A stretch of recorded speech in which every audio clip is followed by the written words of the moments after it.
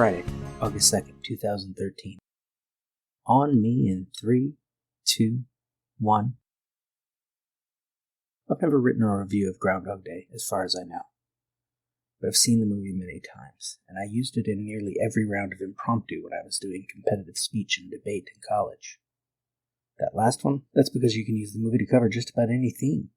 Phil Connors is not only a great central character for a good comedy like this, not that there are many comedies like this, but he works as an everyman and he goes through all the emotions we all do every day of our lives.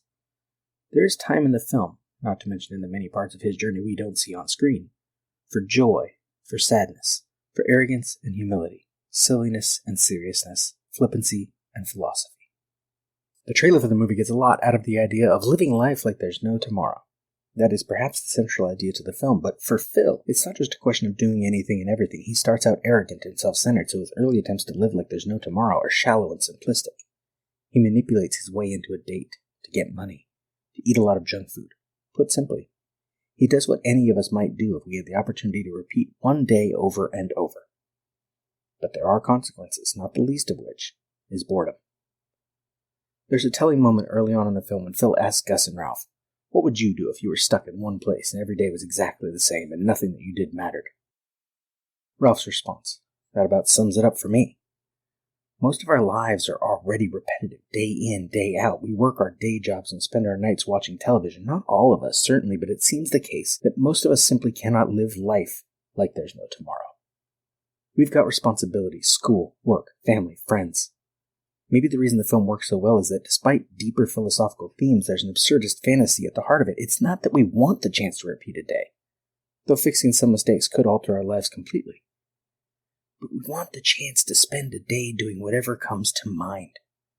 We wish that we could operate by our whims and whimsy. We could dress like Clint Eastwood just to go to a movie. We could eat without worrying about weight gain. We could even drive on the railroad tracks. Or maybe it's just funny. What makes Groundhog Day a good comedy regardless of larger themes? Is it Bill Murray's ability to play a lovable scoundrel? Is it the remarkable balance between comeuppance and growth that Phil experiences?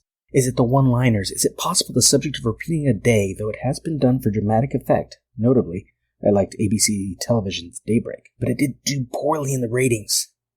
But maybe it proves the following point. Works best as a comedy. Because of the way comedy works, the way jokes work. Comedy often is about subverting expectations. The classic and obvious example is, why did the chicken cross the road? We want an answer that gives us insight into motivation and maybe even the human condition. Well, maybe not with the chicken specifically. But the classic response both subverts expectation and gives us just what we want. A real answer. The chicken did cross the road to get to the other side. Sure, we might want to go a few more steps up the list of causality, figure out why the chicken wanted to get to the other side, but comedy doesn't work that way. In an interview with The Weekly, Emmy-winning comedy writer and producer Ben Carlin had this to say about the challenges of writing comedy. Quote, "I think the challenges of writing comedy differ from person to person. For me, it's always a struggle to find something interesting to say, to find a unique point of view or a way of expressing something that hasn't been said before. Comedy is about subverting expectation, and audiences are so sophisticated. They have read and watched and experienced so much that the biggest trap you can fall into is writing something that has been done before, and often done better." End quote. Groundhog Day not only plays with the usual tropes and expectations of comedy, but presents us with a plot built entirely on repetition, not only doing what's been done before, but doing it again and again and again, providing us clear expectation and repetition, then subverting that repetition. Sure, it's a giant fantasy about living without consequences, and it's also about seeing just how crazy Phil Connors can be in that situation, just how much can he get away with. We live vicariously through Phil, and often the simplest comedy in the film comes from the subtle, and not so subtle, Phil punching Ned Ryerson, for example, differences from day to day.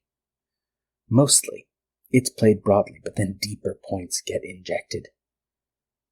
For example, in the same scene that Phil has his table of desserts, Rita quotes a Sir Walter Scott poem to comment on his egocentrism.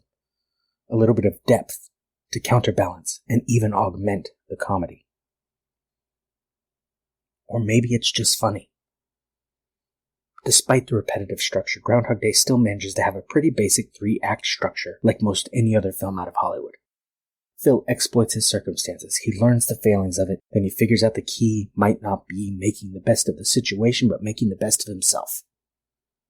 That's Groundhog Day put simply. But I don't want to just put it simply.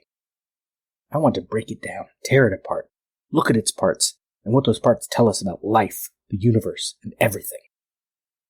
So the plan.